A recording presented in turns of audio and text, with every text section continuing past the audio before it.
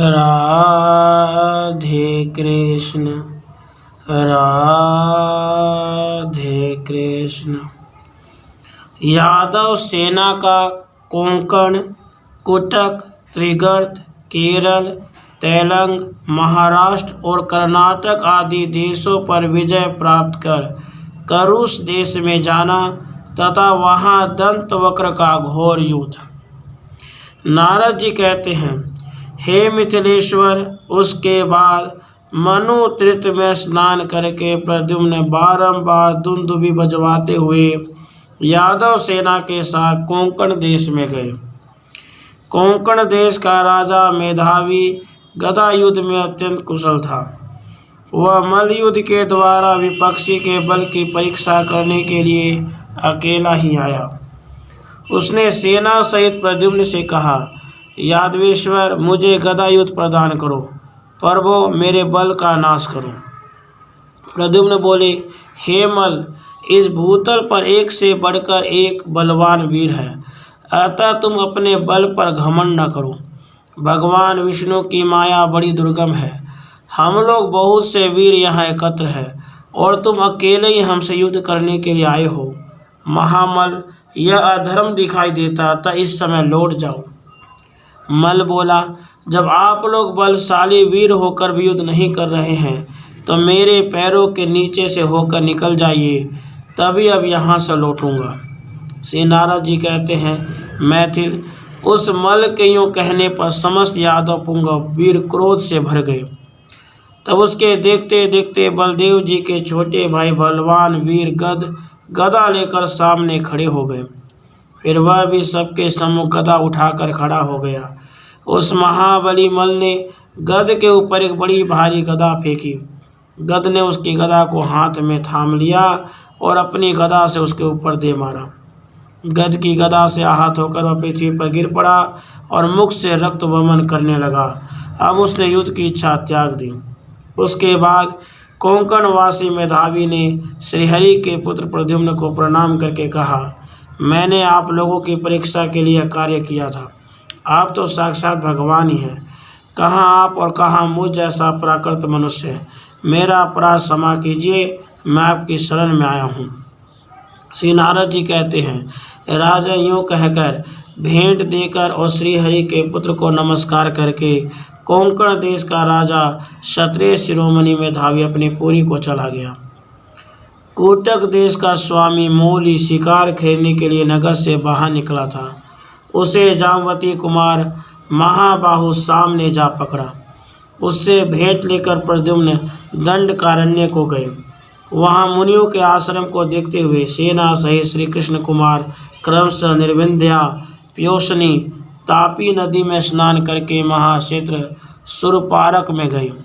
वहाँ से आर्या द्वैपायनी देवी का दर्शन करके ऋष्य मुख की शोभा देखते हुए परवर्षण गिरी पर गए, जहाँ साक्षात भगवान पर्जन्य इंद्र नित्य वर्षा करते हैं। वहाँ से गोकर्ण नामक शिव क्षेत्र का दर्शन करते हुए महाबली श्री कृष्ण कुमार अपने सैनिकों के साथ त्रिगर्त और केरल देशों पर विजय पाने के लिए गए। केरल के राजा अम्बष्ट ने मेरे मुख से महात्मा प्रद्युम्न के शुभ आगमन की बात सुनकर शीघ्र ही उन्हें भेंट अर्पित कर दी। तब वे कृष्णावेणी नदी को पार करके अपने सैनिकों की पद धूलि राशि से आकाश में अंधकार सा फैलाते हुए तेलंग देश में गए। तेलंग देश के राजा का नाम विशालाक्ष था।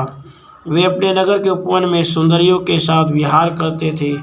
मधुर ध्वनियों से व्याप्त मृदंग आदि बाजे बज रहे थे तथा अप्सराएं उत्कृष्ट रागों द्वारा देवेंद्र के समान उस राजा के सुयश का गान कर रही थी। उस समय सुंदरी रमणी रानी मंदार मालिनी ने धूल से व्याप्त आकाश की ओर देखकर राजा से कहा, रानी के बिंबोपम अरुण और सूख गए थे। मंदार मालिनी बोली, राजन, आप सदा विहार में ही रत रहने के कारण दूसरी किसी बात को नहीं जानते हैं। दिन रात अत्यंत कामावेश के कारण चंचल बने रहते हैं और मैं भी आपके मुख पर छिटकी हुई अलकों की सुगंध पर लुभाई भरमरी होकर कभी यह न जान सके कि दुख क्या होता है। परंतु आज द्वारका के राजा उग्रसेन के राजसू यज्ञ का बीड़ा उठाकर दिग्विजय के लिए निकले हुए वे यदुराज, प्रद्युम्न, चेदीराज आदि समस्त नरेशों को जीतकर यहाँ पहुँचे हैं। दुंदुभियों की धूमकार ध्वनि सुनिए, उसके साथ हाथियों के चित्कार और फुटकार की ध्वनि भी मिली हुई है। शत्रुओं के कोदंड की टंकार प्रलय काल के गर्जन तर्जन का कोलाहल प्रस्तुत कर रही है। संवर शत्रु प्रद्युम्न के पास तुरंत भेंट भेज दीजिए।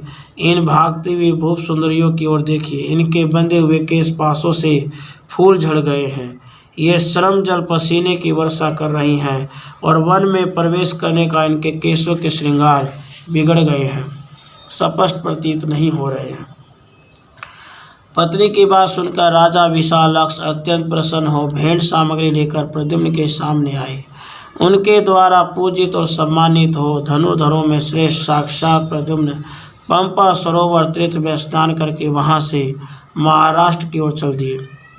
महाराष्ट्र के राजा विमल विष्णु भक्त थे। उन्होंने बड़ी भक्ति भाव से श्री कृष्ण कुमार प्रद्युम्न का सब प्रकार से पूजन किया। उसी प्रकार कर्नाटक के राजा सहस्त्रजित स्वयं बहुत सी भेंट सामग्री लेकर आए और महात्मा प्रद्युम्न को अर्पित करके उन्होंने कल्याण के लिए उन परम प्रभु जगदीश्वर शंभरारी का पूजन किया। मिथिलेश्वर जैसे योगी देश से होने वाले विषय भोगों पर विजय पाने की चेष्टा करता है, उसी प्रकार साक्षात भगवान प्रद्युम्न यादवों के साथ करुष देश को जीतने के लिए गए। नरेश्वर वहाँ महारंगपुर में परम बुद्धिमान राजा वृद्ध शर्मा रहते थे, जो वसुदेव की बहन श्रुतदेवा के पति थे। उनका पुत्र दंतवक्र श्री कृष्ण का शत्रु कहा गया है। उसने भी शिशुपाल की भांति कुपित हो यादवों के साथ स्वयं युद्ध करने का विचार किया। यद्यपि माता पिता ने उसे मना किया, फिर भी दैत्यों के प्रति अनुराग रखने वाले उस दैत्य ने मैं यादवों को मार डालूंगा इस प्रकार अपना क्रोध प्रकट किया। वह लाख भार की बनी हुई भारी गदा लेकर प्रद्युम्न की सेना के सामने अकेला ही युद्ध करने के लिए गया। दंतवक्र के शरीर का रंग काला था, वह कोयले के पहाड़ सा जार पड़ता था। उसकी जीभ लपलपाती रहती थी और रूप बड़ा बड़ा भयंकर था। वह 10 ताड़ के बराबर ऊंचा था। मस्तक पर किरीट, कानों में कुंडल, वक्ष पर सोने के कवच से विभूषित वह करुष राजकुमार करधनी के लड़े पहने हुए था। उसके चंचल चरणों में नुपुर बज रहे थे। वह अपने वेग से पृथ्वी को कंपाता, पर्वतों तथा वृक्षों को गिराता और अपने गदा के प्रहार से शत्रुओं को काल के गाल में भेजता हुआ यमराज के समान दुर्जय प्रतीत होता था। समरांगन में दंतवक्र को उपस्थित देख समस्त यादव भय से थर्रा उठे। उसके आते ही महान कोलाहल मच गया। प्रद्युम्न ने उसके ऊपर बारंबार धनुष की टंकार करती हुई 18 अक्षौहिणी विशाल सेना भेजी। राजन, जैसे हाथी किसी पर्वत पर चारों ओर से टक्कर मारते हों, उसी प्रकार समस्त यादवों ने बाणों, फरसों, शतघ्नियों तथा भूषंडियों से दंतवक्र पर प्रहार करना आरंभ किया। राजेंद्र, दंतवक्र ने अपनी गदा से रणभूमि में बहुत से उत्कट गजराजों के कुमस्तर विदीर्ण करके उन्हें मार गिराया। किन्हीं हाथियों को, जो किंकिनी जात से निनादित, सांकलों से सुशोभित, होंदों से अलंकृत, चंचल घंटों के रणत्कार से युक्त थे, उसने पांव पकड़कर उठा लिया और जैसे हवा रुई को दूर उड़ा ली जाती है, उसी प्रकार आकाश में 100 योजन दूर फेंक दिया। वह दैत्यराज किन्हीं हाथियों की सूंड पकड़कर आकाश में घुमाता और उन चिघाड़ते हुए गजराजों को विभिन्न दिशाओं में फेंक देता था। किन्हीं हाथियों के पीठ की हड्डियों पर, किन्हीं के कांखों में, उभय पार्श्वों में पैरों से आक्रमण करके वह दैत्य काल अग्नि रुद्र की भांति शोभा पाता था। वह वीर सारथी, घोड़े, ध्वजा और महारथियों सहित रथों को आकाश में उसी तरह उछाल देता था जैसे आंधी कमलों को उड़ा ले जाती है। उसने घोड़ों और पैदल सैनिकों को भी बलपूर्वक उठाकर आकाश में फेंक दिया। बहुत से महाबली राजकुमार ऊपर या नीचे मुंह किए शस्त्रों और रत्नमय केवरों सहित आकाश में गिरते हुए तारों के समान प्रतीत होते थे और मुंह से रक्त वमन कर रहे थे। मैथिल, उस दैत्य पुंगव ने अपनी गदा से यादव सेना को उसी तरह मथ लिया जैसे भगवान श्री वराह ने प्रलय काल के समुद्र को अपनी दृष्टा से विक्षुब्ध कर दिया था। इस प्रकार श्रीमद् संहिता में विश्वजित खंड के अंतर्गत नारद बहुलाश संवाद में कोंकण, कोटक, त्रिगर्त, केरल, तेलंग, महाराष्ट्र और कर्नाटक पर विजय पाकर यादव सेना का करुष देश में गमन नामक 10वां अध्याय पूरा हुआ। राधे कृष्ण, राधे कृष्ण।